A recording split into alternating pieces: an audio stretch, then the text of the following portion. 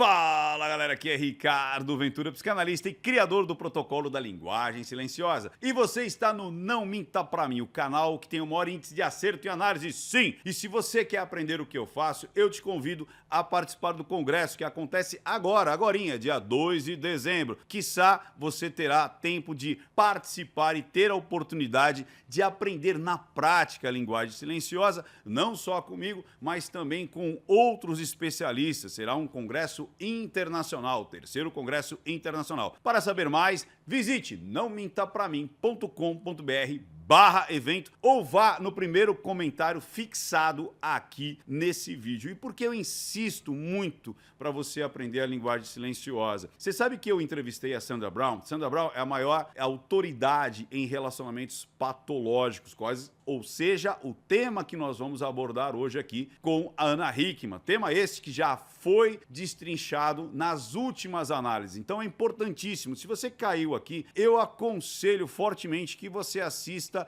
as 3 análises anteriores para você entender mais ainda a diferença de um relacionamento com um canalha, com um golpista e um agente abusador. E creiam, pessoas, muito provavelmente a Ana Hickman englobou os 3. É raro, mas ela englobou os 3. E eu vou explicar isso depois nas considerações finais ou até mesmo durante a análise. Por isso eu aconselho fortemente que você assista às análises anteriores e, se você puder, vá no congresso. Sabe por quê? O ponto alto desse congresso é para você identificar, utilizando-se da linguagem silenciosa, que é uma das formas de você fazer isso, identificar se você está dentro de um relacionamento com um canalha, esse é o mais simples de identificar, um golpista, esse é um pouco mais elaborado, e aí um que é muito difícil é quando você está dentro de um relacionamento com um psicopata, um narcisista, ou seja, um relacionamento patológico. Por que eu falei de Sandra Brown? Porque ela é a maior autoridade do mundo, é uma americana. Eu entrevistei a Sandra Brown há um tempo atrás e tem aqui no canal, depois você busca Sandra Brown, Ricardo Ventura, que vai aparecer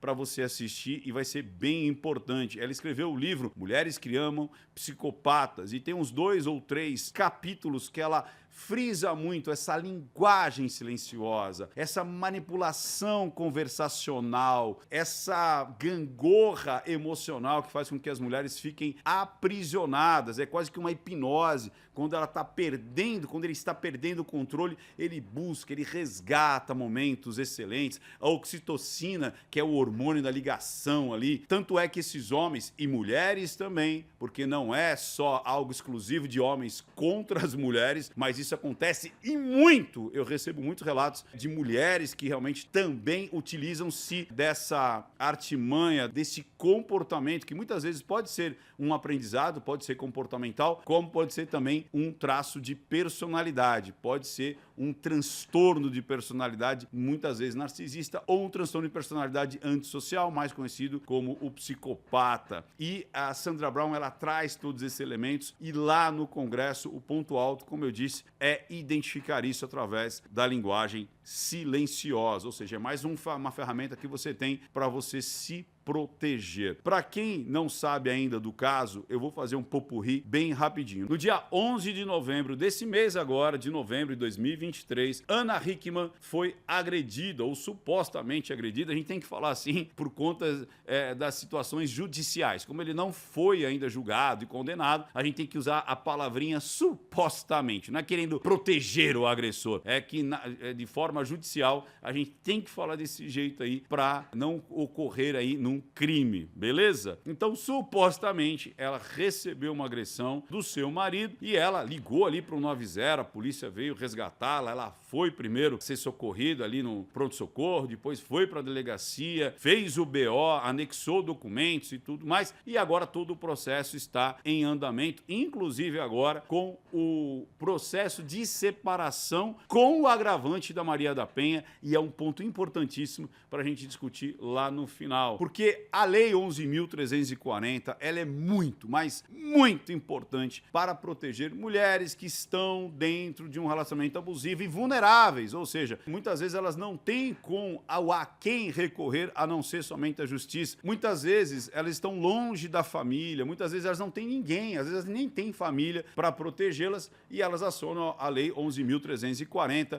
com medidas protetivas e tudo mais. Eu até comentei que a princípio ela não exigiu e depois agora ela exige e falou assim, nossa, eu me achei até tonta. Aí vocês vão entender que é interessante, que naquele momento ela não se sentiu ameaçada de forma violentamente física, ou seja, eu não vejo nele um risco que o cara vai vir aqui, vai me bater, ou vai ter uma retaliação, mas agora ela até exemplifica, e depois até verbaliza, que a Lei 11.340 não é somente para proteger de uma violência física, mas muitas vezes psicológica e até financeira. Ele poderia se aproximar das empresas, ele poderia se aproximar dela e tentar destruir algum tipo de prova das fraudes que ela relata que possivelmente aconteceram. Então, quando você usa a Lei 11.340 de uma forma madura, de uma forma inteligente, sim, você deve usar para se proteger e não, muitas vezes, somente para acelerar. E ela vai falar isso, porque muitas vezes, quando você entra com a 11.340, Maria da Penha, você acelera o processo. E lembrando, muitos advogados, eu não estou falando das vítimas, eu estou falando dos aproveitadores, porque eles acabam falando para as mulheres assim, ó, mete uma Maria da Penha que seu processo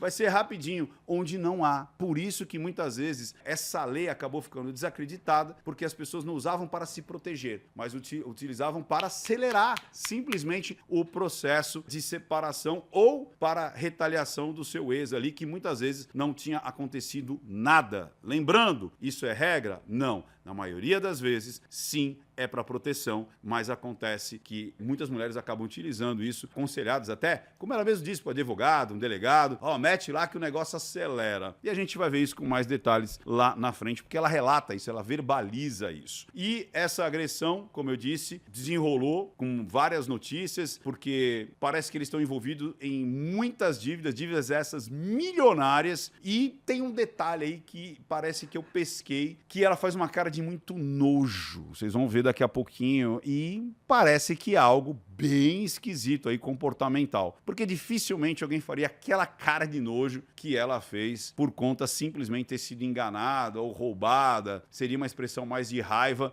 mas é algo nojento. O que será? Não sabemos, mas parece que tem algo a mais nessa cartola. Tem coelho a mais nessa cartola.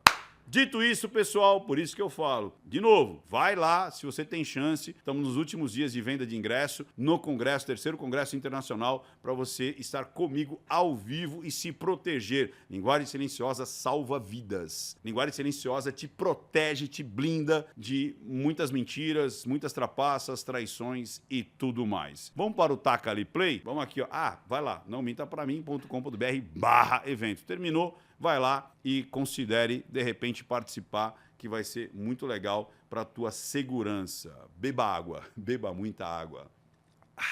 E taca ali play.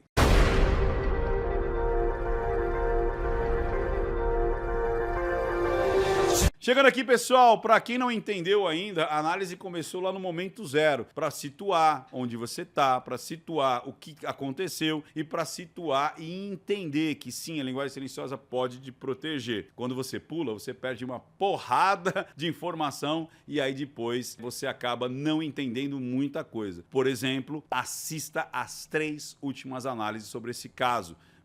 Talvez muitas dúvidas ou talvez aquilo que você achou que ficou sem explicação tá nas últimas análises, beleza? E se você gosta desse tipo de material, é muito importante, aproveita agora, antes de começar a análise do vídeo, você vê se você está nos 4 passos aqui, porque o YouTube só vai mandar esse tipo de material. Primeiro, se você estiver inscrito no canal, é de grátis, inscreva-se no canal. Muitas vezes, por falta de atividade, o YouTube tira a tua inscrição. Depois, habilite as notificações. O que é isso, Ricardo? É você apertar o sininho dizendo, olha, eu quero ser notificado. Só que depois de 1,5 milhões de pessoas seguindo, ele não vai mandar para todo mundo que pediu as notificações. Ele só vai mandar para aquelas pessoas que deixam rastros, que se envolvem, se comunicam aqui com o canal. E como é que eu vou fazer isso, Ricardo? Como é que eu vou me tornar relevante para o YouTube? Dê like nesse vídeo, em todos os outros que você assistir no canal e comente alguma coisa. O que você tem de experiência sobre relacionamento abusivo, sobre relacionamento patológico? O que você pode acrescentar? Faça você parte do canal acrescentando informações aqui embaixo. E se você puder compartilhar, melhor ainda. É um degrau a mais que o YouTube vai gostar que você faça. E aí sim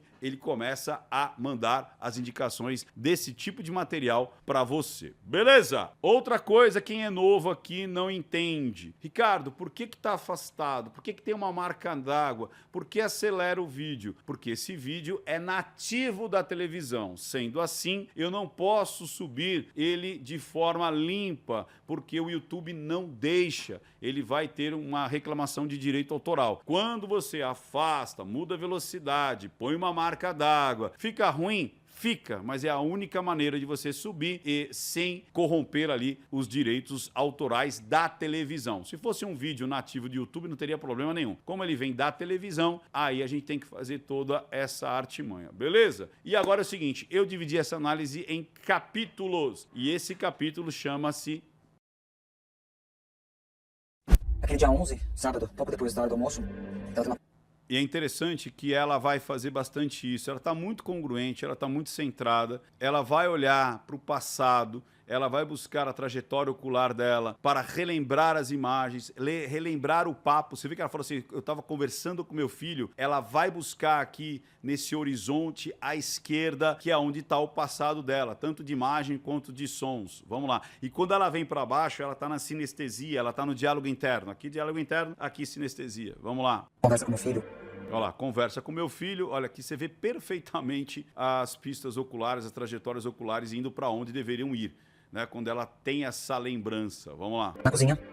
Olha lá, na cozinha, aí ela vai para justamente a lembrança da imagem. É uma conversa sobre algumas mudanças que provavelmente aconteceriam na nossa vida com relação... Eu tinha imaginado isso, eu até comentei isso, eu não sei se foi na live, que eu fiz depois uma live sobre esse caso. Provavelmente ela estava acertando com o menino, tipo assim, olha, o nosso padrão de vida vai mudar. Eu lembro exatamente quando a minha mãe falou isso. Eu lembro que foi até engraçado. Meu pai quebrou várias vezes, né? Mas teve uma de forma muito mais contundente e minha mãe botou os pingos nos is, assim como a Ana Hickman estava fazendo. Falou, olha, seu pai quebrou, a gente tá sem grana, a gente vai ter que fazer vários ajustes. E eu lembro que eu falei assim, e ela falou ajustes de comida, de passeio, de roupa, uma porrada de coisa. E aí eu lembro que eu falei assim, a gente não vai comer mais macarrão? E a minha mãe começou a rir, né? Que ela falou, não, macarrão é barato, tipo...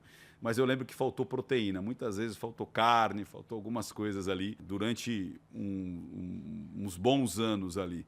Vamos lá. A nossa casa, com relação a algumas coisas que ele tá acostumado. E eu sempre tive uma conversa muito aberta com meu filho, a gente conversa sobre escola, sobre o dia a dia, mas por conta dessa conversa e de outras coisas. Aí você vê que ela está bastante no diálogo interno, bastante na sinestesia, e por conta dessa conversa, o pai, que é um grande, né? Ali, fantasia tudo, controlador, como ela mesma relata. Não, como assim o meu filho não vai ter esse pai herói, esse pai que resolve? E aí ele ficou possesso, porque a mãe estava relatando que eles estavam devendo muita grana e que realmente ia mudar o padrão. Aconteceram antes, a briga interno. Começou, eu comecei a ser... Olha o diálogo interno. A chincalhada do Alexandre, começamos com uma briga verbal e aí... tudo, infelizmente, acaba terminando do jeito que... Extremamente congruente, ela tem esse padrão de dar um sorrisinho, de dar esse meio que um deboche, mas na realidade é um deboche interno, sabe? Tipo assim, cara, foi isso que aconteceu, né? E ela lembrando da cena, diálogo interno, lembrando da cena, está extremamente congruente. Depois, descobriu. Sabe um ponto importante aqui, que a gente faz esse crossover para nossa vida? Você sabe que muitos casais, tanto homens quanto mulheres, com vergonha de mostrar que fez um mau negócio, ou foi despedido, ou então está com problemas financeiros, não relata para a família. Esse é um erro, principalmente para os filhos. É um grande erro não relatar, porque daí o teu cônjuge, seja lá o seu marido, sua esposa, os seus filhos, vão acreditar que é possível, né, continuar naquele padrão, e você ficando cada vez mais desesperado, porque você vê que o dinheiro não está entrando, e as dívidas aumentando. Então, teve problema financeiro, abra o jogo, seja a pessoa mais transparente para a tua família, porque todos vão abraçar a causa, mesmo que no início, principalmente às vezes criança, adolescente, fica, você quer, minha vida é uma merda, né? Mas depois vai entender, ou pelo amor ou pela dor, mas vai entender. Vamos lá. Houve de fato agressão, sim. Seu filho presente. Vergonha, houve de fato agressão? Sim, vergonha. Seu filho presenciou? Vai buscar na lembrança ali no passado, aqui à esquerda acima. Presenciou a agressão. A hora que ele fechou a porta no meu braço, não. Mas antes disso, sim. Qual foi o nível? E aí ela faz uma cara meio de medo, né? Porque é aquele lance de arregala os olhos, sem mexer na sobrancelha, e trava a boca, pelo filho ter visto o início da briga. O nível da agressão que você sofreu, Ana. Se é possível descrever isso? Lógico que sim. Nós começamos a discutir, ele começou a reclamar de novo, como eu já tinha feito diversas outras vezes, de que eu não tinha o direito de falar assim com o nosso filho, que a gente não ia perder nada, que a gente não ia mudar de casa, que era tudo uma grande mentira, e que eu era uma louca, e que eu tinha que parar com isso, que ela traumatizando o nosso menino, e na hora eu falei assim, para de mentir. E ela já não estava aguentando mais, porque ela mesma disse que ela tinha descoberto isso, parece que no início do ano, na virada do ano desse ano, 2023, e ela percebeu que a coisa estava degringolando, e aí talvez ela acreditou que pudesse acertar, porque daí ela começou a trabalhar mais, para o dinheiro entrar, e mesmo assim a coisa não acontecia. E ele continuou com essa fantasia e ela querendo relatar para o menino que eles estavam quebrados. Vamos lá. A gente precisa preparar o Alezinho, porque muita coisa vai mudar. E eu não posso ser responsável ou continuar mentindo pra ele como você tá fazendo, fez tanto tempo pra mim. A gente precisa conversar e preparar, porque mais cedo ou mais tarde mudanças acontecerão. E tá aí, o estopim tá aí. É tipo assim, enquanto tá batendo em mim, enquanto a mentira tá comigo, enquanto eu tenho que fazer vista grossa, ressignificar as agressões, as grosserias, tá tudo bem. Agora, quando começou a contaminar, e isso iria contaminar e muito a vida do menino, né, do filho do casal, aí é que tem o start, e a gente vai entender esse start lá na frente. A gente vai entender também essa visão do pai batendo na mãe. Esse que foi o pior, né? Para ela, o grande gatilho, o grande start foi essa projeção que ela teve do próprio pai com o marido Alexandre agora. Esse foi o pior, né? O filho já tendo consciência, já tendo uma idade, e aquele ciclo que ela passou lá atrás se repetindo agora. Vamos lá. E ele é muito apegado a algumas coisas, eu não quero que ele sofra. Beba água, beba muita água. E exatamente esse motivo de admitir o erro, admitir o fracasso, admitir que falhou ou admitir que mentiu é que foi o grande estopim pro Alê. Os problemas que ele não gostou. Uhum. E isso, a briga começou a ficar mais acalorada, as coisas que ele veio começou a falar comigo, e nessa o Alezinho, meu filho, começou a gritar também, pedindo, parem de brigar. Porque essas brigas eram constantes dentro de casa. Não foi a primeira briga verbal que nós tivemos. Foi aquilo que a gente disse lá atrás, nas outras análises. Muito provavelmente essa não tinha sido a primeira, e muito provavelmente essa foi a gota d'água. E aí junta o filho, que já estava presenciando, mas mais ainda o filho presenciando esse tipo de agressão, né? E cada vez mais contundente. E aí o Alezinho levanta da mesa, ele começa a correr pra piscina, tem uma pessoa que trabalha comigo, ela vai atrás dele pra acalmar, e o Alexandre continua, segue o Alezinho na parte da piscina, tá vendo o que sua mãe tá fazendo? E continua aquele macio. É um marca-texto, tá vendo o que sua mãe tá fazendo, tal, imitando a fisionomia do Alê. Sacre de falar, sua mãe é louca, tem que parar com isso, Alezinho, calma, filho, vem cá, o papai vai conversar com você, sua mãe tá mentindo, ela é louca. E aí fazendo o outro lado de falta de sanidade, de loucura, que é bem típico do padrão narcisista. Eu não estou dizendo que ele é narcisista, mas tudo leva a crer que tem muitos traços aí fortíssimos. Nossa, Ricardo, então você está dando diagnóstico? Não, eu estou dizendo que esse tipo de comportamento é análogo a uma pessoa narcisista. Vamos lá. Eu falei assim, para com isso, você está criando mais uma vez uma mentira, para de mentir pro nosso filho, para de mentir para mim. E aí sim o negócio começou a esquentar com relação às palavras e tudo mais. Foi onde eu pedi pra essa pessoa levá-lo pra parte de trás da casa, porque nós temos a casa, todo mundo conhece a casa, que eu mostro muito em rede social, enfim, tem um anexo, que é como se fosse uma segunda casa pra toda a nossa equipe. O Alezinho foi levado pra lá, o Alezinho também começou a gritar, continuar os gritos, começaram a briga com... Por isso que eu falo também, né? Que vida, né? Quando você monetiza seu lifestyle, seu estilo de vida, cara, a nossa equipe e quem mais, sabe? Uma galera morava ali, né? Ai, será que é só a galera que trabalhava na casa ou também tinha uma equipe ali de produção que às vezes ficava ali para fazer filmagem, fazer, né, os takes ali? É complicado, né? Eu sempre falo, né? Quando você monetiza seu estilo de vida, você vira escravo, né, dessa rotina incessante e perde tudo, cara. Perde liberdade, intimidade, perde tudo. Vamos lá. Continuou me chamando de louca, que eu tinha estado descompensada, que eu estava inventando coisas. E aí eu olhei pra ele e falei assim, do jeito que ele veio pra cima com o corpo, eu falei assim, você vai bater? Você não vai ter coragem de me bater depois de tudo. Você não admitir as mentiras, então agora você vai me bater. E nessa, quando eu falei isso, aí a feição dele mudou totalmente. E ele veio sim pra me dar uma cabeçada. Ele jogou o corpo e veio pra cima.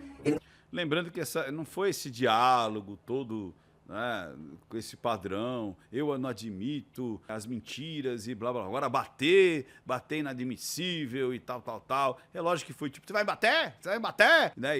E aquela explosão toda, né? Não tem toda essa racionalidade, tanto é que ela lembra muito mais da expressão de talvez de ódio, de vir pra cima. Aqui sim tá muito mais congruente do que a historinha ali contada com todas as vírgulas e pontos. Vamos lá. Não me acertou porque eu me esquivei. Ó, ficou com raiva. E no que eu me esquivei, eu fui buscar meu celular que tava no E é engraçado que agora ela entra no psicogeográfico, ela se coloca, meu celular tava ali, a porta tava balcão ali. da churrasqueira logo atrás, eu peguei esse celular e falei pra ele, se você vier pra cima de mim, eu chamo a polícia. Falei isso uma, falei isso duas, falei isso três, e aí ele veio pra cima de mim, tentou me abraçar, pra não deixar, não sei se ele não tava acreditando que eu fosse fazer isso, mas ele tinha esse hábito. Se afastou. É engraçado que ela deu um micro afastamento justamente do que, né? Que das outras vezes ela não teve essa coragem, né? Aqui revela o quanto que ela disse que das outras vezes ele abraçava e tal e conseguia contornar. E é interessante esse afastamento, né? De tipo, o quanto que das outras vezes ela recuou. Vamos lá. De quando ele tava perdendo na conversa, na briga, tribal, frequente essas brigas, e vinha me agarrava com força pra eu não sair, porque eu falava assim, não chega perto de mim, não encosta, não me toca. Aí eu comecei a perder o controle mais ainda, eu corri, eu comecei a gritar, pedindo socorro, não sei pra quem, a força que eu gritei muito, eu gritava, socorro, chama a polícia, 190, eu comecei a gritar mesmo. Parece que isso tudo aconteceu, ela sempre faz uma lembrança auditiva dos fatos. Porque ele não me soltava, e nessa eu consegui me desvencilhar dele e eu fui pra cozinha, porque eu queria trancar a cozinha, fiquei com medo dele, com muito medo. E a minha cozinha tava uma porta de correr, e quando eu fui tentar fechar a porta, ele começou a segurar, a gente começou a brigar e lutar, pra poder tentando segurar a porta aberta e tentando fechar.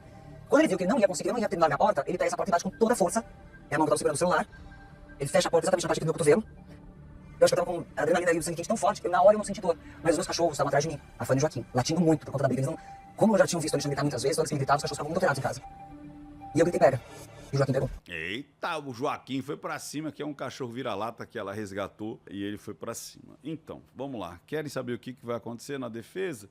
Eles vão falar que não foi com dolo, ou seja, foi uma discussão que chegou a vias de fato ali em contato físico, de pega aqui, pega ali, aí vai para a porta, e aí de repente abre a porta, fecha a porta, e foi um acidente. É isso que a defesa dele vai dizer, que foi algo sem dolo, ou seja, sem a vontade de que aquilo acontecesse. Poderia ser, lembrando, isso aqui é uma análise, não é torcida. Se você está esperando aqui que a gente vai passar pano para um, cancelar o outro, por mais que os fatos mostrem a rotina daquele comportamento agressivo e tudo mais, a intenção é a gente entender o momento. Pode, inclusive, de novo, ter tido outros momentos muito mais contundentes, muito mais violentos do que esse especificamente no intuito de você ferir. Pode, e eu acho que até muito provavelmente houve esse outro tipo ou esses outros tipos de acontecimentos. Aqui pode ter sido um acidente de fato e não com dolo, com ódio, pode, mas independente da situação, foi a gota d'água, independente da agressão física, já estava tendo mais uma vez a manipulação, você é louca, não ouve sua mãe, e tentando esconder tudo aquilo que possivelmente ele estava fazendo e estava acontecendo nos gastos absurdamente sem fim, onde agora relata-se que eles estão numa dívida muito, muito grande. Mas provavelmente é isso que a defesa vai alegar, que foi ali na elevação da temperatura aconteceu esse incidente, né? Esse incidente familiar aí, ou dessa DR. Vamos para frente agora. Você acha que a sua relação já era tóxica? Sim, há muito tempo? Sim. Com muita raiva, quando ela faz isso aqui, eu vou até mostrar aqui para vocês, vamos ver se eu consigo mostrar aqui, ó. Olha aqui, ó. Com muita raiva e também medo. Ao bico. Raiva, com rangir de dentes e tudo mais. Vamos lá. Sim. E até medo também. Há bastante tempo. Eu tentei me desvencilhar dessa relação por algumas vezes, mas...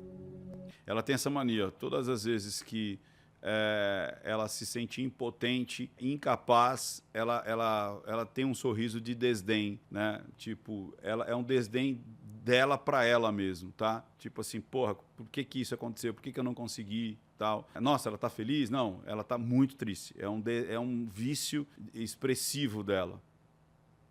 Por isso que você não deve decorar o livrinho. Você decora o livrinho, de repente você fala, nossa, ela está super feliz aqui, porque isso aqui é uma felicidade. Né? Não, isso aqui é um desdém interno dela. Olha lá, tanto é que agora ela busca para não chorar, olhar para cima, sai da sinestesia, olha para cima para desvencilhar da emoção. As pessoas que estão ao teu redor, elas são convencidas a dizer que você tá errada. Esse é o problema também, né? Porque muitas vezes quem estava em volta, será que dependia muito dessa estrutura? Dependia diretamente do faturamento, da marca, de tudo que ia acontecer? Talvez. Talvez essas pessoas que ela ouvia dependia diretamente do faturamento, da marca na Hickman, de todos os contratos e tudo mais. E aí fica, não, imagina, ele é assim mesmo e tal. E isso acontece em vários âmbitos. Pode ser pessoas milionárias, pode ser pessoas remediadas. Às vezes é só por um prato de comida, às vezes por um teto em cima da cabeça. Pessoas que estão do lado acabam se submetendo e podem ser, inclusive, filhos, podem ser nora, pode ser até sua própria mãe, pode ser pessoas que estão ali, que muitas vezes dependem de toda aquela situação e diz assim, não, aguenta aí, porque senão a gente vai perder esse pouco que a gente tem, ou a gente vai perder esse muito que a gente tem. Vamos lá. Que você que tá desequilibrada, tá trabalhando demais, tá cansada, não, tá só te protegendo. Nossa, eu vê muito isso. Apesar que também vou te falar uma coisa, né? Normalmente, quem tem esse transtorno de personalidade narcisista, ele deixa passar para os outros que ele é um grande protetor, que ele é um cara que ele cuida da família, ele cuida das pessoas ali que estão em volta, para que é como se fosse um grande avatar, né? Um grande teatro para que as pessoas que não estão muito dentro do núcleo familiar não percebam essa outra atuação ali em segredo. Vamos lá. O Alexandre sempre teve um treinamento muito difícil. Explosivo, agressivo. Nunca tinha sido físico comigo, mas agressividade de falar comigo, nossa, com quem tava ao redor, muito.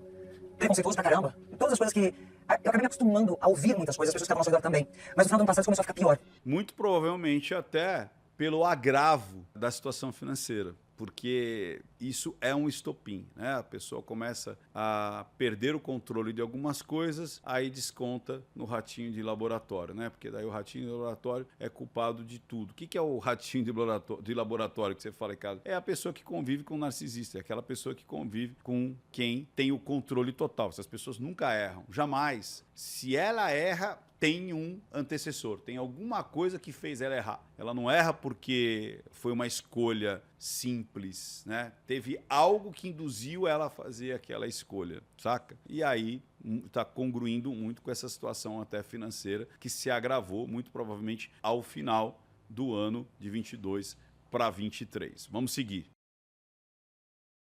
Eu sempre fui uma mulher muito forte, mas ao mesmo tempo... Pro lado sinestésico, agora olhando aqui pro lado da sinestesia.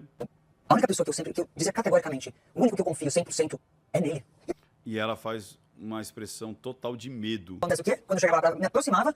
Ó, olha isso. E é engraçado que ela trava mesmo, que ela fica quase que um segundo. Medo. Porque quando ela se aproximava para entender o que estava acontecendo nas contas e tudo mais, porque ela já começa a entender que a empresa não está indo bem e ela não consegue entender por que não está indo bem, porque o dinheiro está entrando, inclusive com somas vultosas aí, e mesmo assim não é o suficiente, ele afasta ela. Quer ver? Vamos lá.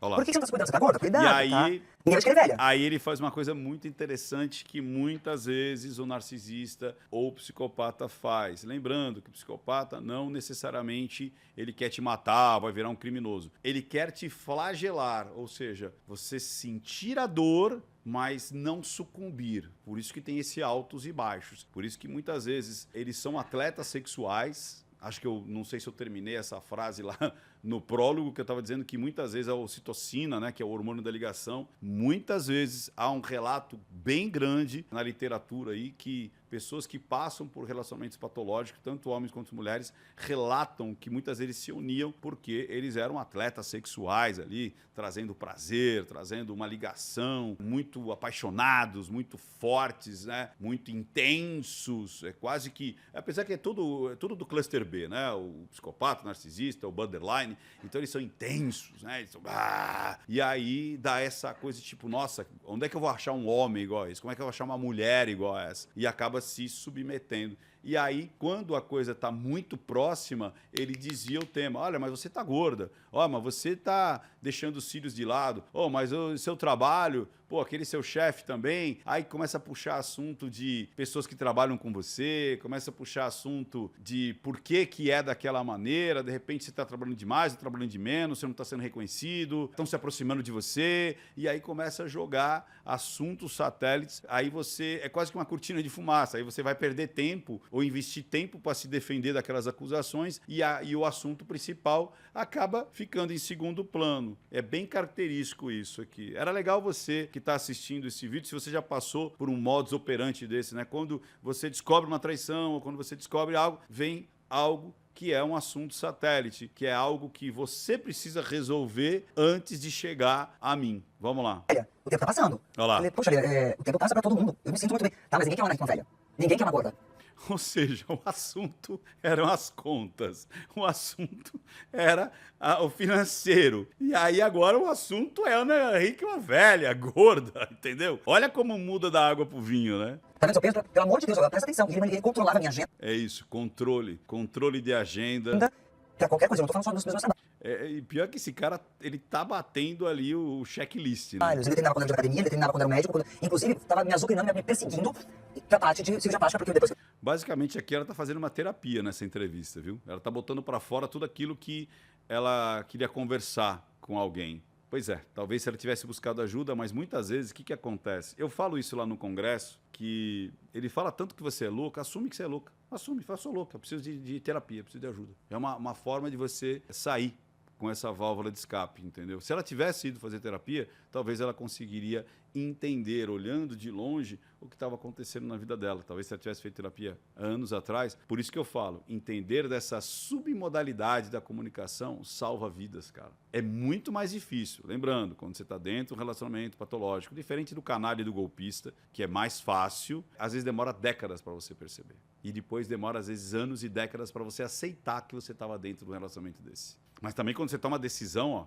é tiro e queda. Mas o grande problema é, primeiro, identificar que você está dentro e depois aceitar que você está dentro. E, de novo, a linguagem silenciosa vai antecipar essa parte aqui, ó, da identificação. Você pode ganhar anos de vida. Anos de vida. Porque, às vezes, isso aqui demora, às vezes, 3, 5, 10 anos só para você identificar que você está dentro de um padrão desse, cara. Complicado. Vamos lá. Depois que eu tive meu filho, que eu tinha que fazer isso. Ó, aí já linkou, ó, você teve o filho, agora precisa fazer plástica. Dia 1º de janeiro desse ano, eu olhei pra ele e falei, chega. Tá vendo como a coisa vem de muito tempo? Cantei essa bola nos outros vídeos. Isso foi gota d'água, não foi pontual, não foi a partir. Ela não tomou a decisão de acabar com um casamento de 25 anos, de uma sociedade empresarial também de 25 anos, por conta do dia 11 de novembro, mas sim de uma longa história que vinha acontecendo. Falei isso lá atrás. Eu não sou um objeto. Se você quer levar isso aqui como trabalho, eu já entendi. Marido e beba água. mulher que não existe mais. Tirei ele do meu quarto, tirei ele da minha mãe. Eu achei que as pessoas fossem perceber isso, mas acho que as pessoas não estão acostumadas com aquela situação toda e ninguém percebeu. E aí foi quando meu filho começou a presenciar brigas nossas com mais frequência. De novo, aí o filho é que acaba catalisando Porque tudo, né? ele tinha um dom muito grande de me fazer me sentir uma merda. Desculpa a palavra, mas era isso. Muito isso. Mas cara, tá gabaritando assim, sabe? Controle, isolamento, crítica, fazer você se sentir mal. É muito padrão do agente abusador. Pra você ter uma ideia de controle, uma aluna minha lá da formação relatou que o marido tinha o controle do celular dela e ele conseguia identificar até a altura, né? Então, não só o geoespacial, né? O cartesiano ali, mas a altura, em quantos metros ela está. Isso é muito fácil, você vê que até relógio fala, você subiu tantos metros, desceu tantos metros. Então, por conta disso, ele sabia se ela tinha, no prédio onde ela estava, além dela não poder sair do prédio, ela não podia andar entre os andares. Se ela subia algum andar, ele falou assim, por que hoje você saiu do seu andar? Como é que é isso? Tal? Você falou com alguém e não sei o quê. E ele usava de uma artimanha que ela foi saber depois que ele tinha esse controle no celular.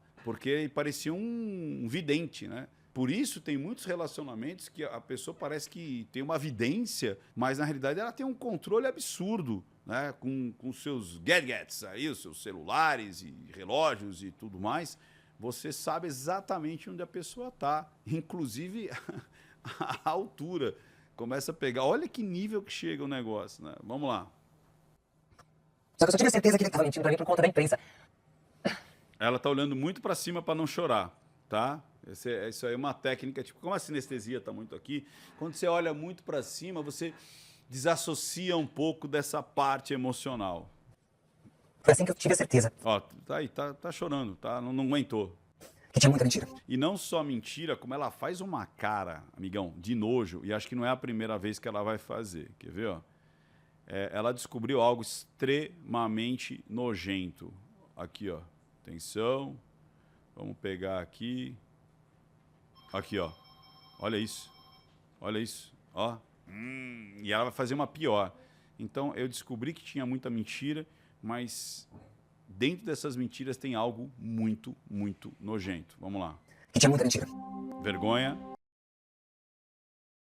Naquele sábado eu olhei pra ele e falei assim, para de mentir pro nosso filho. Para de mentir pra mim. Eu não aguento mais isso. Pelo amor de Deus, fala a verdade, o que tá acontecendo. E aí foi assim que tudo isso aconteceu. E, de novo, ela vai buscar isso lá na trajetória ocular, buscando uma pista auditiva. Tá muito congruente. Dias antes, eu achei coisas no escritório. Agora, hein? Achei coisas no escritório e não só achou, como ouviu também. Alguém deve ter falado algumas coisas pra ela. Que ele não esperava que eu fosse chegar mais cedo. Ixi, olha lá. Cara, olha a aversão do negócio. Aqui, ó, é a aversão, tá vendo? Me cheira mal isso. Eu tomei atitudes ali dentro, depois das coisas começaram a sair dos escritórios de advocacia dos bancos. Tá assustada, tá perplexa. Arregala os olhos. Quando aquilo saiu, primeiro me machucou muito, eu me senti muito envergonhado. Gente, eu trabalhei minha vida toda, vim do nada, vim da roça. Emoção, olha lá. Eu construí isso tudo, eu nunca devi nada pra ninguém. Sinestesia, emoção. E agora eu tô devendo a banco. Poxa, isso tá fácil de resolver, por que tá chegando até aqui? Qual é? Não é vergonha alguma vender uma casa, um apartamento, resolve. Ela tá dando dicas, cara.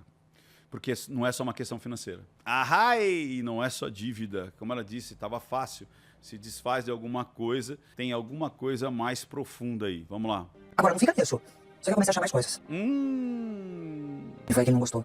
Mudou a tonalidade de voz, ela lembra do passado ali, desvio de tronco, o negócio, ela não queria nem ter encontrado isso. E foi aí que eu mexi onde eu não devia. Você pode revelar que coisas são essas, né? Muita sinestesia, muito diálogo Eu interno. ainda não posso entrar em detalhes. E aí ela relembra o que ela viu. Vergonha, muita vergonha. Porque a investigação toda tá correndo sob sigilo. O que eu posso dizer Raiva. é que sim, naquela teve uma quinta-feira. Na quinta-feira que antecedeu essa situação toda, essa agressão. Tá vendo?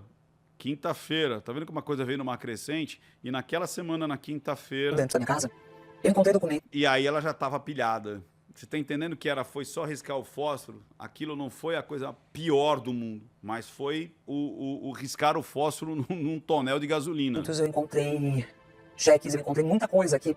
Ó, muita coisa. E aí, olha aqui, ó.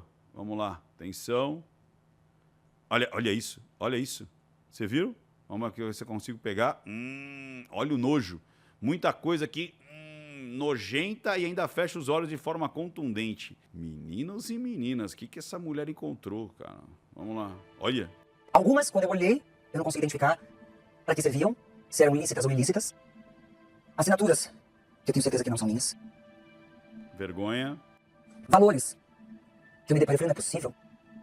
E valores emocionais, ou seja, não é só uma coisa racional de conta, mas são valores que trazem uma angústia muito grande. Isso aqui ali. passou por aqui? Por que tudo isso está acontecendo? E aonde está isso? Onde está esse dinheiro? Onde foi parar esse dinheiro? E não é só onde for parar, ela tá entendendo que foi parar num lugar que tem um peso extremamente emocional e nojento. E isso foi só o começo. E quando eu o questionei, o que é isso? Você não vai me explicar? Foi a primeira vez que ele começou a ficar bem agressivo comigo. E naquela semana que eu fui buscar mais informação dentro do escritório que ele contasse, ele não estava fazendo isso, ele começou a mentir cada vez mais e tentar fugir de mim. E eu resolvi abrir as gavetas. Aí eu tive a nítida certeza que meu problema não era apenas dívida de banco, porque aquilo ali estava fácil de administrar, até onde eu achava. Mas tinha muito mais. Que causa medo. Olha isso, ó. Espanto, medo. Primeiro espanto, agora medo. Muitos outros problemas de outra natureza. Medo, muito medo. Ó. Isso sim me faz ter bastante medo. Claro. Nem precisou falar, né? Deu pra ver na expressão dela. Olha, parece até que tinha travado, né? Mas não, ela travou no medo. O que causa nojo e também causa medo? Financeiro e medo? Extorsão poderia ser? Escreva aqui embaixo o que você acha que pode ser. Lembrando, a gente não vai saber exatamente o que pode ser. A gente sabe que tem alguma coisa aqui. Por isso, de novo, linguagem silenciosa, diferente do que muita gente acha, não é determinante. Ela é orientadora e a gente começa. Tanto é que eu já treinei muitos juízes, advogados, médicos, psiquiatras. Por quê? Porque você não vai determinar. Ah, você vai para a prisão porque você está mentindo. Ah, agora eu já descobri, você não tem essa doença porque você está... Não, cara, não é assim que funciona. Por isso que as pessoas querem as coisas fáceis, né? Querem as coisas, decora o livrinho e sai fazendo. Não, é orientadora. E aqui, cara, tem uma bomba atômica fortíssima, tá? Tá muito claro isso. O meu pai, todo mundo sempre me questionou porque meu pai nunca apareceu do meu lado. Porque meu pai é um agressor. Raiva, hein? Você viu? Raiva e submissão. Por quê? Porque ela amava o pai. A gente vai entender isso. Meu Deus do céu, que complicado. Vamos lá. Meu pai bateu muito na minha mãe. Raiva. Eu carreguei minha mãe algumas vezes pro hospital. Ela lembra disso. Muita raiva e tristeza. Muita tristeza. Raiva e tristeza. Essa marca que tem na minha mão foi meu pai que me deu. Acho que a mão dela ficou puxada. Deve ter puxado algum tipo de ligamento, alguma coisa que o dedo dela ficou repuxado, né?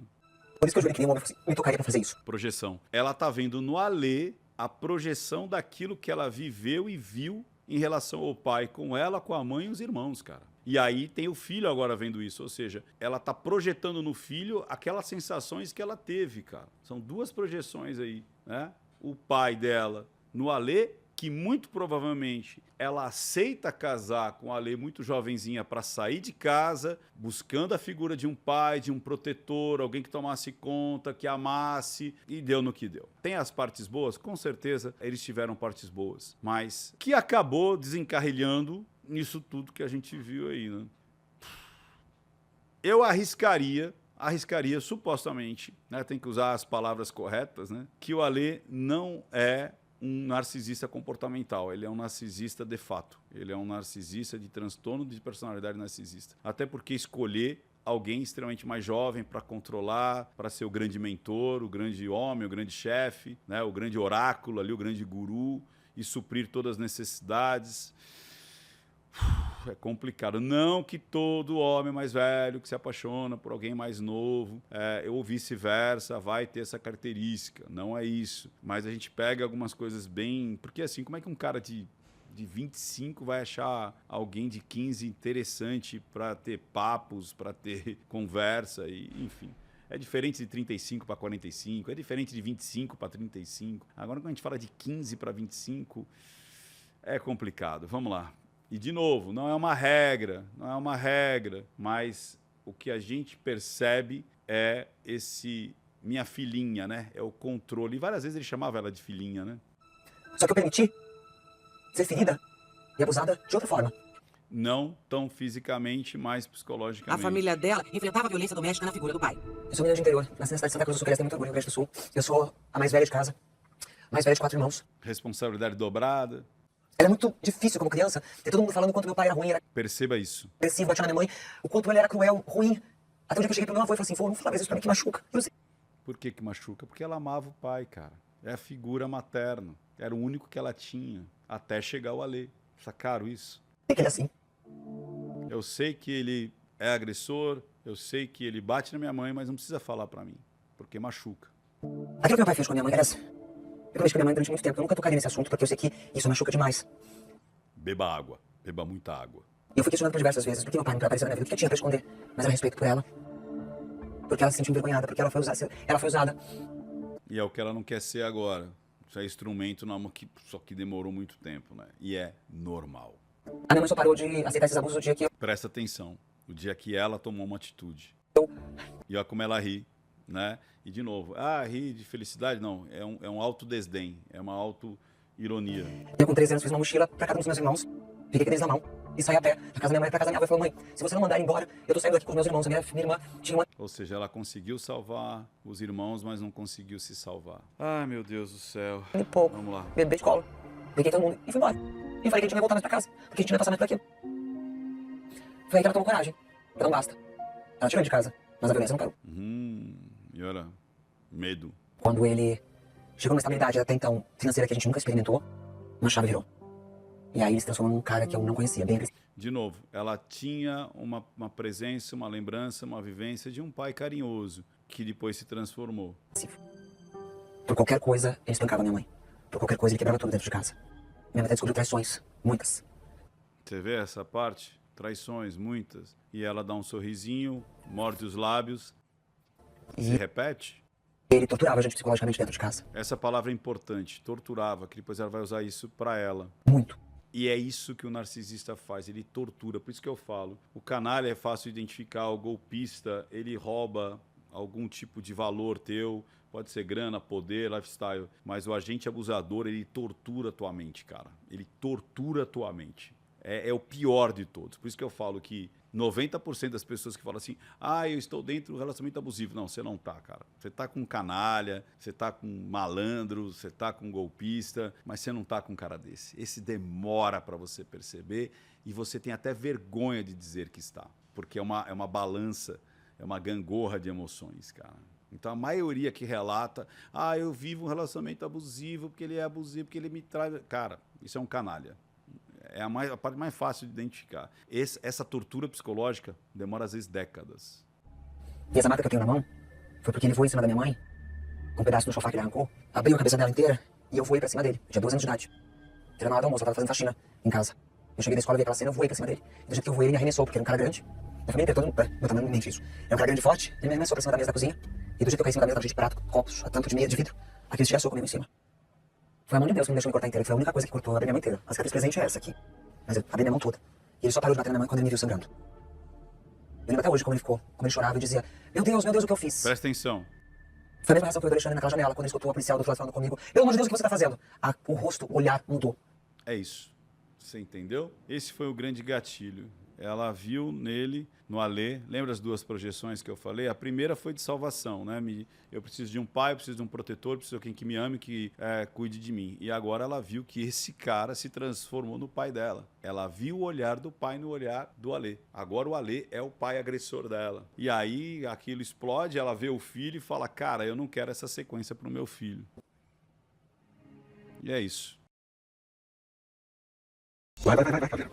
Não, mas se você me chamar de caveira de novo, eu não falo mais com você. Vamos lá, muita gente falou assim, nossa, olha como ele tratava ela. Por exemplo, esse lance da caveira, eu já falei nas outras vezes, isso daí é armado, isso daí é para televisão, isso daí é a produção que fala, olha, chama ela de algo que ela não gosta e tal, tal, tal. Isso era uma pegadinha, e teve gente que fez toda essa picotagem ali, né, e coloca, olha como ele era agressivo, olha. Cara, nessa daqui o pessoal tá até rindo embaixo das máscaras ali, então não confunda essa dramaturgia com a vida real. O que eu disse foi, inclusive, dentro dessa dramaturgia, você vê pontos aos quais ele sabia utilizar para provocá-la. Então, se ele sabia de pontos que ele poderia utilizar para provocá-la, é porque aquilo poderia existir de fato. Mas essas cenas captadas, é óbvio que se fossem reais, não iriam nem pro ar. Simples assim. Ambos não deixariam, nem ele nem ela. Tanto é que ele tá rindo ali, porque foi uma pegadinha, foi uma trollagem. Mas aí também vamos botar os pingos nos is, né? Como eu disse, é uma análise. Agora já tem vários alecrins dourados dizendo,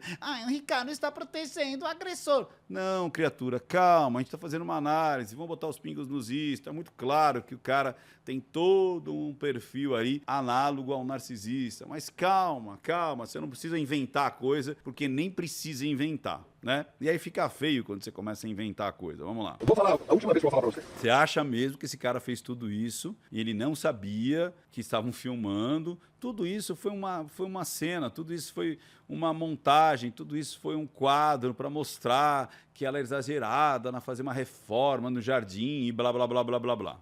Nunca mais. Ó, olha aqui, ó, o cara tá rindo aqui, ó. O cara tá rindo pra caramba, a outra tá rindo. E ela ali... Não, nunca mais. Mas, de novo, é como eu falo, né? Até ela tem um micro-riso aqui, ó. Mas, enfim, isso é importante para pegar alguns pontos que a gente percebe dentro da forma que ele se expressa, principalmente nas primeiras vezes que ele estava ali se expressando para os jornalistas sobre o caso, você conseguia pegar uma narrativa bem descolada da realidade. Vamos lá. Nunca mais. Eu vou... Tudo isso é fanfic. Tudo isso aí é fanservice, tá?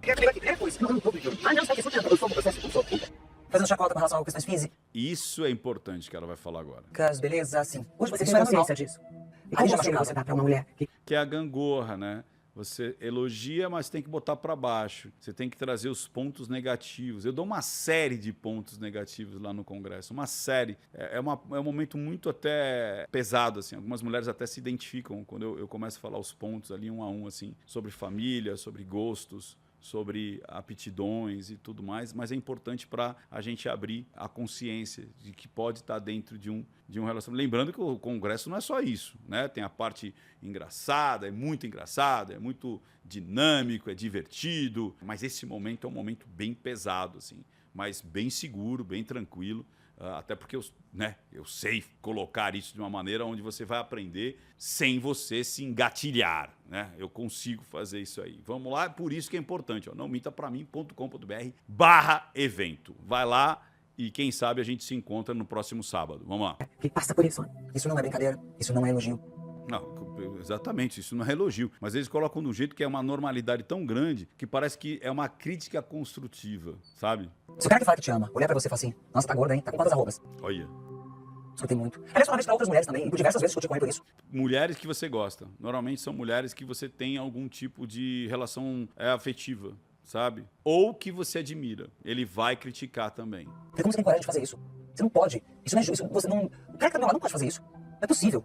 E isso tudo foi me consumindo e foi me colocando numa situação muito desconfortável, mas todo mundo ao meu redor me fazia acreditar que... Todo mundo ao redor que provavelmente, de novo, é igual o Zé Droguinha. Se você dentro da sua família você tem o Zé Droguinha, acredite se quiser, tem muitos ali componentes da família que estimulam a pessoa a continuar na droga. Por quê? Porque tudo que acontecer de errado, a culpa é do Zé Droguinha. Aqui é o contrário, é o inverso. Ou seja, como a gente depende daquela figura, olha, coisa que acontecer de ruim com você, releva, imagina, não vai destruir essa indústria, né? Essa companhia, esse negócio, porque senão eu vou sucumbir junto. E aí, de novo, quando você é o próprio produto, aí é pior ainda. Quando o seu lifestyle, o seu estilo de vida, você é o próprio produto, aí é sem fim. Estica, estica, estica. Aconteceu assim com o Michael Jackson, aconteceu isso com o Elvis. Ou seja, quando você é o próprio produto, tem várias coisas que não estão sendo legais com você. Não, mas você supera, vamos embora, vamos aí. Por quê? Porque tem muita gente que depende daquela figura ali, né? Vamos lá. E as pessoas não percebem que aquela figura tem uma alma, tem um coração,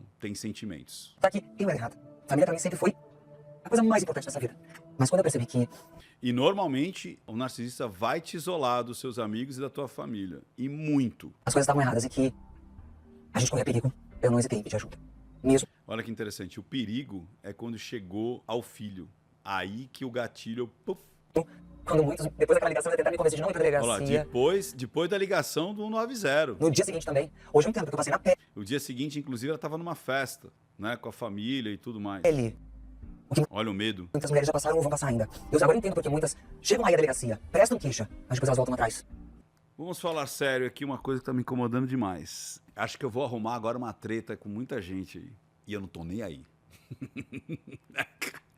Para quem tá há 7 anos com pessoas tentando cancelar toda semana e tudo mais, uma a mais, uma a menos, para mim não vai fazer diferença. Eu não vou deixar de falar a minha verdade, eu não vou deixar de omitir aquilo que eu acredito. Tem muitos gurus aí, alguns até que eu considero que são uns caras bacanas aí, uns caras que têm história, não são só de palco, tem história. Mas eu vejo alguns aí colocando que o casamento, ele é inabalável. Importa o que aconteça, que você tem que confiar em Deus, e eu confio muito em Deus, eu creio em Deus, eu creio no Espírito Santo, eu consagro todo o meu trabalho, todas as minhas virtudes, todas as minhas capacidades, eu sei que eu só sou um fio condutor, eu invoco o Espírito Santo todos os dias para me conduzir da melhor maneira. Então eu creio, só que eu não acredito num Deus que vai permitir que os seus filhos sofram por causa de um dogma, por causa de uma promessa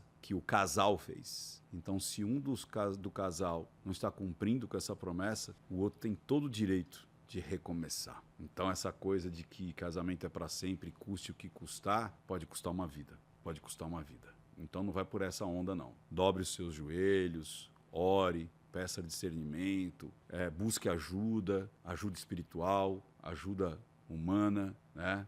CVV, psicológica, psiquiátrica, busque o seu Deus, busque o seu sagrado mas jamais, jamais dê murro em ponta de faca, porque tem pessoas que são patológicas ou o nível de comportamento já está tão enraizado que ele não vai mudar, ela não vai mudar, e isso pode custar a tua vida. Então tome cuidado com esses conselhos de quem coloca a régua da família deles na tua vida. Isso é muito perigoso. Eu tinha que falar.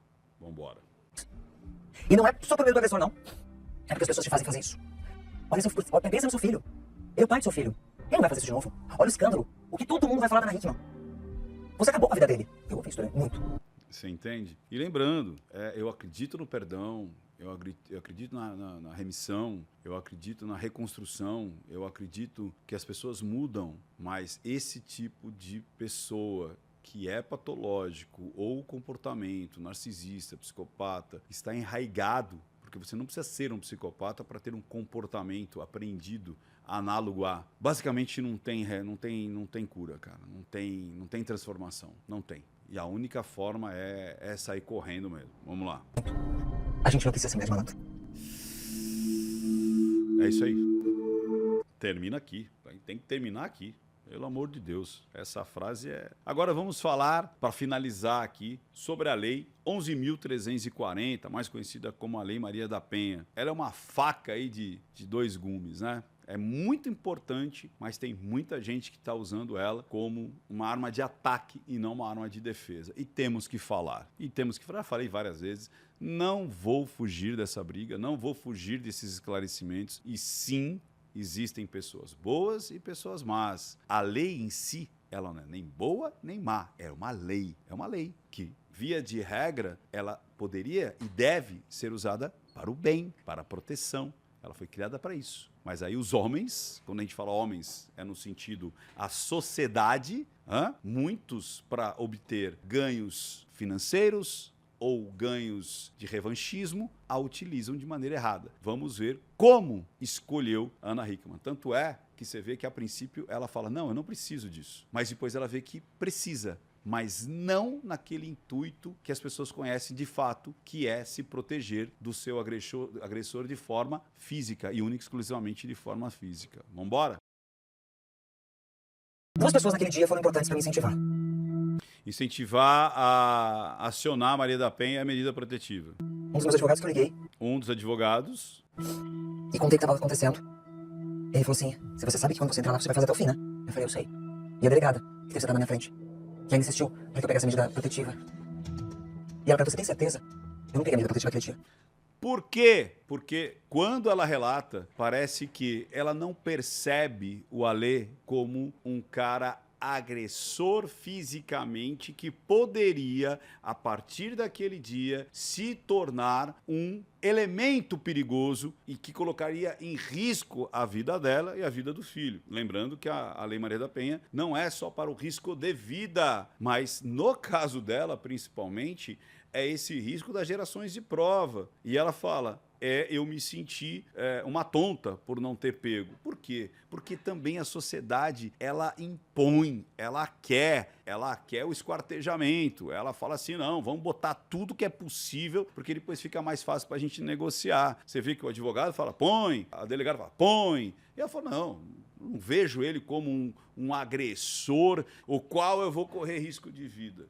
Lembrando, se você sente isso, utilize-se da Lei Maria da Penha. Se você sente que, sim, essa pessoa pode voltar contra você, e tem muitos casos assim, que essa pessoa vai tentar chegar perto de você para retaliação, utilize-se. É importantíssimo. Então toda vez que eu separar porque eu senti que o cara foi um canalha, traidor e glá, eu vou utilizar? Cabe a você. A gente sabe que você tem o direito. Mas a Lei Maria da Penha, ela vai, como eu disse o advogado, vai destroçar o outro lado. Vai destroçar o outro lado. Então eu estou me separando porque eu não aguento mais o temperamento daquele elemento. Lembrando, para homens e mulheres, apesar que a Maria da Penha só serve para mulher. Mas eu sei que aquilo é uma ida sem volta, vai repercutir, inclusive, na convivência desse pai com os filhos. Lembrando, o casal pode e deve e deve se separar quando não se entendem mais, mas a figura de pai permanece. E aí a pessoa tem que ter maturidade, e eu tenho certeza que ela tem maturidade. Ela está pedindo agora a Maria da Penha para preservar o patrimônio, preservar as provas, preservar aquilo que pode ter sido lícito ou ilícito, preservar aquilo que lhe causou nojo. Então tem um porquê, não é simplesmente para ressarchar, sabe, para devolver, para espizinhar, para machucar, porque eu me sinto machucado, então eu quero que o outro lado se machuque também, e às vezes é sem volta. E às vezes é sem volta. E às vezes por conta de uma cabeça quente. Você vê que queriam que ela fizesse com a cabeça quente. E ela não fez com a cabeça quente. Ah, Ricardo, mas é melhor fazer assim. De novo, cada caso é um caso. Lembre-se, se você está correndo risco de vida, faça. Se você acredita que está tendo uma agressão psicológica, faça.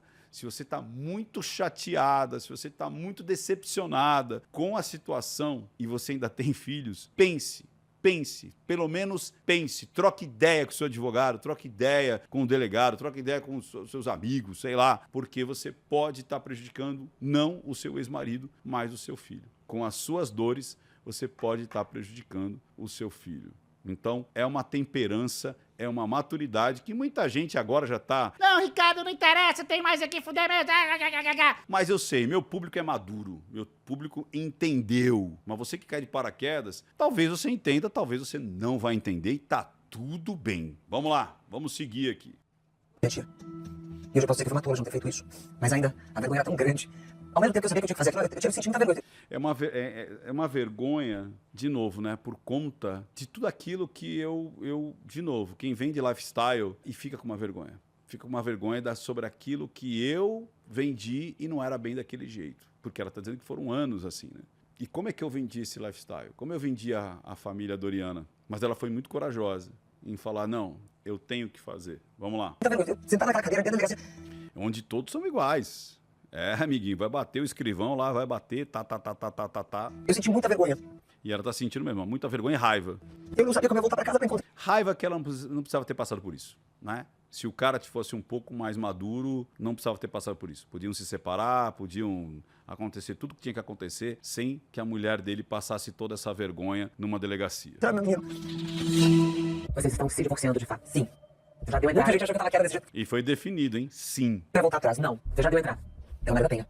Olha que interessante isso. Por que ela usou a Maria da Penha? Por conta do medo que ele poderia ser um assassino, um mutilador e tudo mais? Não, para acelerar o processo. E aí você vê que é interessante. Quero acelerar o processo, quero que não tenha acesso às provas produzidas. E acho que ela vai falar isso, quer ver? Ó? A lei tá pra nos proteger. Ela foi criada por conta de uma mulher que foi vítima disso. E tantas outras que Nem vou falar nada nisso aqui, que eu já tenho vídeo sobre isso. também foram vítimas. A lei é uma coisa, a história da Dona Maria da Penha é outra completamente diferente e não confundam isso. A lei 11.340 é fantástica. A história da Maria da Penha é outra história. Não confundam isso. Vamos lá. Também foram vítimas. Eu cansei de dar... Eu dou notícias sobre isso todos os dias, porque hoje em dia a lei tá cada vez mais forte. Ela me protegeu sim. Perfeito. Existem muitos gatilhos para de proteção. Exato. E devem ser usados, devem.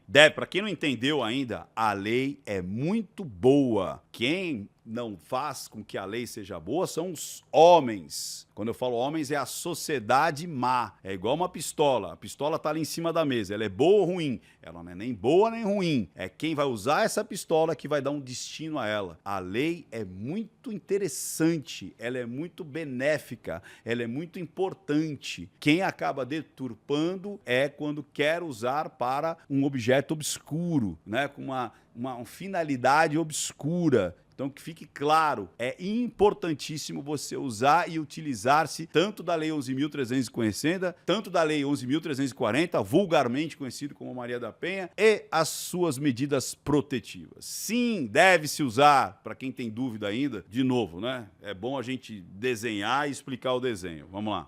Ainda bem, qual a diferença com o pedido de divórcio normal e o pedido de divórcio através da lei mais rápido? O pedido de separação de corpos, o divórcio litigioso, muito mais rápido. E aí você entende? Olha a raiva dela, olha a ira. E aí, por auxílio dos advogados, mesmo não tendo um padrão agressivo, muitas mulheres entram. Por quê? Por que muitos advogados auxiliam as mulheres a entrarem? Porque é mais rápido. Ele não vai ter tanto trabalho. Você entendeu? E aí é que está a falha. Porque você não precisa gerar provas. É a partir do seu testemunho, acabou, tá valendo. Essa é a falha. Esse é o problema. Porque muita gente entra com um pedido desse, não porque está sendo vítima de uma agressão ou física ou psicológica, simplesmente para acelerar o processo e para o lado de lá ter menos chance de se defender. Simples assim. E você deve ter tido alguém... Quem aqui tem alguém na família que foi vítima da lei Maria da Penha sem ser um agressor? E por conta disso perdeu um monte de coisa, perdeu a educação dos filhos, perdeu de ver os filhos crescerem. E agora tem uma lei aí de um maluco aí que está dizendo assim, ó, se a mulher entrar com o pedido de Maria da Penha, todos os bens vai ficar para a mulher. Você tá entendendo? Aí muita gente fala, não, mas tem que provar, Não, cara, às vezes demora 3, 4 anos só para conseguir ver a guarda compartilhada, por exemplo, para visitar os filhos. Por isso que eu falo, é uma lei importante, sim, e perigosa ao mesmo tempo. Vamos lá. Porque fica muito claro que aquele relacionamento não pode mais existir. Ela tá com raiva agora, muita raiva. Ela tá com muito mais raiva do que ela encontrou na gaveta do que o que se tornou o relacionamento dela com o Alexandre. Tá muito claro isso. Ela tá com muito mais raiva dos papéis e as descobertas nojentas ali que ela encontrou na gaveta do que o próprio relacionamento. Mas vamos prosseguir aqui, vamos ver. Porque senão a gente tem que provar. Olha lá, porque senão a gente tem que provar. Exato, porque, Ana Hickman, você está tratando isso com a tua régua. Você é uma mulher com moral, com ética, mas tem muitas mulheres que não têm essa moral e ética. Gente, do mesmo jeito que existem homens canalhas, existem mulheres canalhas. E aí sabe o que ela vai fazer? Eu não preciso provar. Eu meto a Maria da Penha, protetiva. Você vê o sorriso dela? Ah, porque ainda a gente tem que provar. Pois é, essa seria a justiça. Ah, mas é difícil provar uma agressão dentro de 4 paredes. Pois é, mas quantos homens também são vítimas de calúnia? Você entendeu? Por isso que essa lei é muito complicada. Eu acho que a princípio, ela tem que ser aplicada imediatamente, salva vidas. Depois disso, corre-se o rito para ver realmente se há provas contundentes ali para que aquilo que foi relatado é verdade. Porque a gente já viu vários relatos que não eram verdadeiros e se apoiaram nisso e acabaram com homens, acabaram com famílias, acabaram com os filhos desse casal por conta disso. Por conta, muitas vezes, de uma calúnia, de uma mentira. Vamos lá. Que aquele relacionamento... Aí pode ser tentado. Nem é isso. Não, pela... Nem é isso, Ana Henrique. Não é que pode ser tentado. É porque o outro lado, ele basicamente perde todos os direitos de defesa. Esse é o problema. Porque não precisa se provar nada. Então não é por uma questão de reatar. É por uma questão de quem realmente está falando a verdade. E esse é o problema. De novo, se você quer colocar na balança, quando a briga é entre homens e mulheres, pretos e brancos, cis e trans, gays e héteros, jovens e velhos, pobre e rico, tendo já um salvo-conduto ou uma culpabilidade antecipada, você vai cometer um problema, você vai cometer um erro. Porque você não pode julgar pelas características e sim pelos atos, pelos comportamentos, pela moral e pela ética, e não ficar defendendo uma característica, porque senão você fica na superficialidade. Esse é o problema. Vamos lá, vamos ouvir mais um pouquinho que está terminando. Vamos lá. Ela lembra da Penha, é muito mais rápido. Vai mais rápido, direto. Sim. E a gente tem que saber usar. Isso vale pra todas. Saber usar, né? Saber usar. O Ministério Público tá ali, não pra mim, não pra Ana Hickman, porque eu sou da televisão, ou porque eu tô na mídia, não é isso. Serve pra todas as mulheres. Pra mim, pra você, pra qualquer pessoa que estiver aqui, pra todas que passaram por isso, pra agressão. Perfeito. Física, verbal, financeira. Ó, presta atenção, vou até voltar. Física, verbal, financeira, patrimonial. Todas que passaram por isso, pra agressão. Física, verbal, financeira, patrimonial, psicológica. E você viu quando ela fala isso, ela vem com nojo de novo. Ali aconteceram coisas, viu? É pra todas. A gente só tem que saber usar e ter coragem. A gente tem que ter coragem. Eu sei que eu não faço, eu voltar atrás. Não sou mulher de malandro. Sou eu que tô aqui machucada e fui machucada durante muito tempo. Perfeito. Ai, tô feliz que eu não consegui falar. É que eu precisava me cercar Tirou um elefante das costas. de segurança primeiro pra poder falar. Emocional, jurídica também e física. Tá mais leve agora e olha que interessante, né? Moral, física e jurídica. Ah, por quê? Porque ela sabe que o enrosco é mais embaixo. Mas agora ela está muito mais leve e, como eu disse, sem barraco, sem lavação de roupa suja, mas buscando a justiça, buscando os tempos certos. Agora vamos para provavelmente os momentos finais aqui. Mas se a minha coragem servir pelo menos pra que outra também se encoraje pra parar com isso, pra dar um basta, Muita raiva, muita vergonha, muito medo. eu já vou ficar feliz. Ninguém merece ser torturada. Essa é a palavra. Essa é a palavra. Eu acho que eu terminaria aqui, tá ótimo. Ninguém merece ser torturada. Vou repetir de novo. Eu já atendi várias pessoas, tanto homens quanto mulheres, e é nítido o quanto que destrói a mente. Por isso que eu falo, existe uma grande diferença entre o canalha, o golpista e o agente abusador, o relacionamento patológico. Eu venho estudando isso há muito tempo. Há mais de uma década, principalmente esse modal, por conta que a linguagem silenciosa, ela consegue, ela auxilia, ela catalisa, ela potencializa, ela acelera você ter condições de prestar atenção nesses detalhes, prestar atenção nessas sutilezas. E ela descreveu bem. No caso aqui, parece que ela está vivendo os 3 momentos ao mesmo tempo, né? Ela está vivendo a situação de um canalha, de um golpista e também de um agente abusador. Por isso eu te convido mais uma vez, se você puder, considere ir no Congresso, últimas vagas, se não só daqui a um ano, nãomintaprami.com.br/evento ou no link fixado, primeiro comentário fixado aqui embaixo. Conclusão dessa análise, ela está se revelando aos poucos, eu acho que de uma maturidade enorme, de uma maturidade inclusive para escolher o momento de acionar a Lei 11.340, Maria da Penha, protetiva, e não por intermédio ou opção de advogado ou de delegado, mas com consciência do que ela estava fazendo e o que ela vai fazer e os desdobramentos. Isso mostra maturidade. Por mais que as pessoas em volta talvez comecem a ser tonta, imagina, vai para cima. Muito provavelmente o rombo, o buraco, a decepção é muito maior do que a gente imagina, muito maior do que a gente imagina. E ela deixou transparecer isso. Acho que a grande diferença das outras análises ela descobriu coisas extremamente nojentas e assustadoras. Pode rolar uma extorsão, pode rolar alguma coisa nesse sentido. Eu não ficaria surpreso se escorar em alguma coisa ilícita. Enfim, como eu disse, não ficaria surpreso. É isso? É claro que não, porque a linguagem silenciosa não é determinante, ela é orientadora. Crossover para a vida, paralelo para a vida. Mais uma vez, quando as pessoas têm esse padrão narcisista ou de psicopatia, não tem solução. Fuja, caia fora, se prepare. Primeiro lute para identificar. Depois, aceitar, porque muitas vezes, tanto os homens quanto as mulheres não aceitam. Eles vão relevando, porque se acreditam às vezes muito inteligentes, acreditam que aquilo não está acontecendo com ele ou com ela, acreditam que é um momento e identificou, aceitou, caia fora o mais rápido possível, porque é só destruição na tua cabeça. Simples assim. E lembrando, a maioria nem chega a esse ponto. Ou são canalhas ou são agentes abusadores, que é muito mais fácil. Identificou rápido, tá tristinha rápido, pode ter certeza que não é um relacionamento abusivo. Pode ser um cara abusador, que é diferente do relacionamento abusivo. Pode ser um canalha, pode ser um golpista, que é diferente do relacionamento abusivo. É muito difícil. E uma das formas que você pode acelerar esse processo é conhecendo a linguagem silenciosa. Um dos processos. Eu sempre falo, você conversar, você buscar um psicólogo, você buscar um psiquiatra, principalmente um psicólogo de casal, de relacionamento. Ele vai entender o padrão até da sua narrativa e do que está acontecendo, se você está ou não está dentro de um relacionamento abusivo. Beleza? Dito isso, não minta pra mim, porque senão eu descubro. Até mais, pessoal. Tchau, tchau, tchau.